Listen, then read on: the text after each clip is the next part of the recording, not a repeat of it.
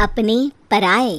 घर की लड़ाइयाँ कितनी भी हो, लेकिन ये भी सच है कि किसी पर कोई आपत्ति हो तो अपना ही परिवार साथ देता है। भैया, मेरे पीछे पुलिस लगी है, प्लीज़ मुझे बचा लो। रवि और राज दो भाई, लेकिन दोनों में कभी नहीं पटी। अरे क्या हुआ छोटे, क्या कर दिया तूने? अरे कुछ नहीं भैया, मेरा दोस्त है ना राजू, वो मुझे लेकर बैंक गया था। मुझे नहीं पता भैया कि वो वहाँ बैंक लूटने जा रहा है। मैं उसके साथ बैंक में घुसते ही सीसीटीवी कैमरे में दिख गया हूँ। अब पुलिस मुझे ढूंढ रही है भैया, मुझे बचा लो। राज कुछ सोचता है, फिर कहता है, ओके, तुम यहीं रुको, मेरा एक दोस्त पुलिस में है, मैं बात करता हूँ। तभी वहाँ रवि की बीवी राज की बीवी के साथ आ जाती है। तुम लोगों के घर जब तक पुलिस का आना जाना है, बच्चों को यहीं छोड़ दो, उन पर असर ठीक नहीं पड़ेगा। तभी वहाँ पुलिस आ जाती है। चलो चलो, कौन है रवि, थाने चलो। मैंने कुछ नहीं किया, मुझे कुछ नहीं पता। अरे वो तो पुलिस स्टेशन चलकर ही पता चलेगा कि कुछ पता है कि नहीं, चलो। कहानी का फ्लैशबैक। भैया, मुझे मेरे मकान में हक चाहिए ही चाहिए। अरे लेकिन छोटे, अभी मेरे बच्चों पर काफ़ी खर्चा है, तेरी भाभी की भी तबीयत ठीक नहीं रहती, बजट बिल्कुल नहीं है कि मैं अलग होकर रहूं। देख लो भैया, 1 महीना है तुम्हारे पास, जल्दी से घर खाली कर दो। अरे कैसी बात कर रहे हैं भैया, मेरे शरीर में अभी इतनी हिम्मत भी नहीं कि घर को खाली करे। तो क्यों अपना पोषण बेचा भाभी?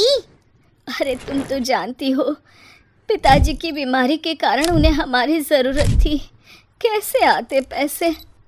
ससुर जी तो बूढ़े थे भाभी, उनकी बीमारी में भी पैसे लगाना कौन सा अकल का काम था?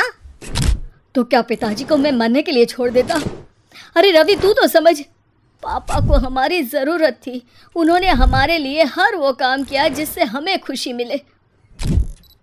बैक टू रवि, जो जेल में बैठा है। ये मैंने क्या कर दिया था?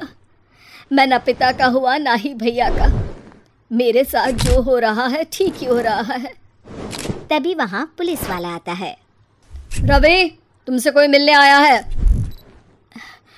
भाभी, आप यहाँ क्यों आई? पुलिस स्टेशन है ये भाभी। भैया, आपकी जगह मेरा भाई होता तो क्या मैं नहीं आती?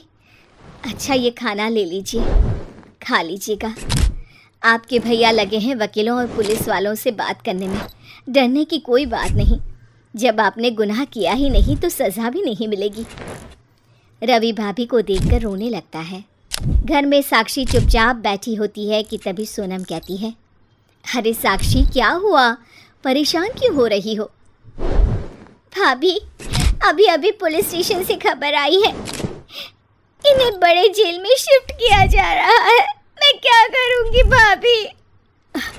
रो मत, हम अच्छे से अच्छा वकील करेंगे। लेकिन उसमें तो बड़े पैसे लगेंगे दीदी, हम इतना पैसा कहाँ से लाएंगे?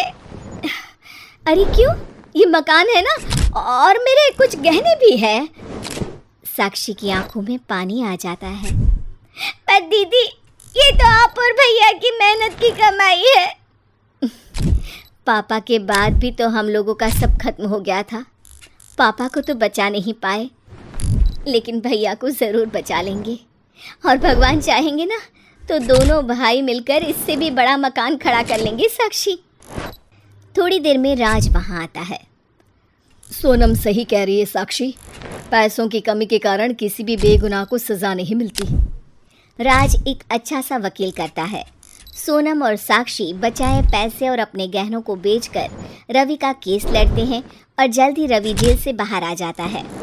रवि राज को गले लगाकर कहता है, भैया मुझे माफ़ कर दो, मुझे साक्षी ने सब कुछ बताया है। भैया, आपने मुझ पर विश्वास किया, मेरे लिए दिन रात मेहनत की, भाभी ने अपने गहने तक बेच दिए।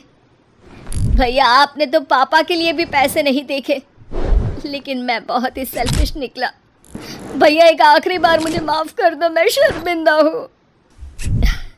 अरे भाई, अपने तो अपने ही होते हैं, पापा ने हमारे लिए क्या नहीं किया, ये तुम्हें बताने की ज़रूरत नहीं है मुझे। और फिर तू तो मेरा भाई है। पैसे से बढ़कर रिश्ते होते हैं भाई।